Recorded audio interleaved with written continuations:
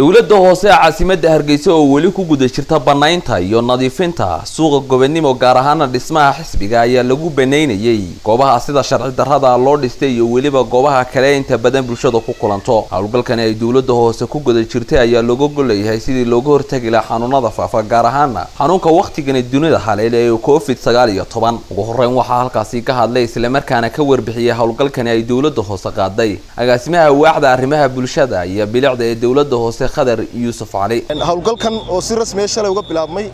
oo uu hogaaminayay Maayerka Caasimada iyo guud ahaan guddiga heer gobol ka hortagga xanuunka COVID-19 wuxuu ilaa imika u socdaa si nabadgelyo si habsami ah si ay bulshadu aad u soo dhaweysay waanu sii socon doonaa Ilaahay idinkiisa ilaa inta laga dhameystirayo maanta waxaan xoog saarnay goobihii uu shalay Maayerku ku baaqay oo ahaa gudaha xisbiga oo meelaha ugu halista badan ahaa oo ay dadkii aanu ka sheekeynay shalay ay deganayeen falillahi alhamd iyadoo wali ilaa 10 saacad marayso waanu soo gabagabeynay gudaha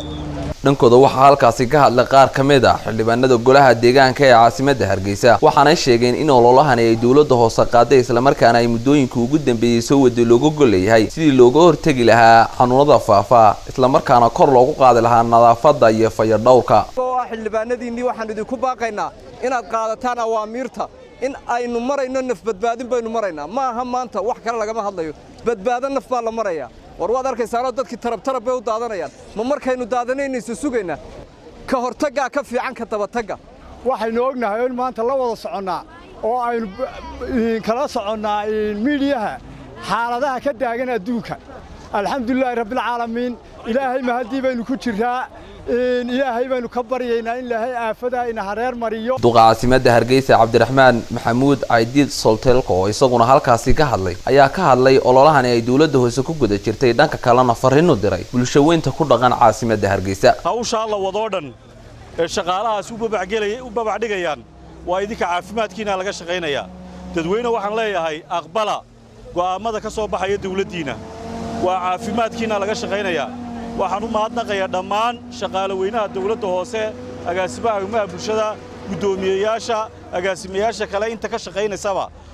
iyo ciidanka bilayska ee maalin iyo habeen u taagan inay ka shaqeeyaan sidii loo nadiifin lahaa magaaladiina waxaan leeyahay dadweynaha way soo dhamaatay waqtigii la isbahayay waxaan leeyahay makhaayad kastoo loogu yimaado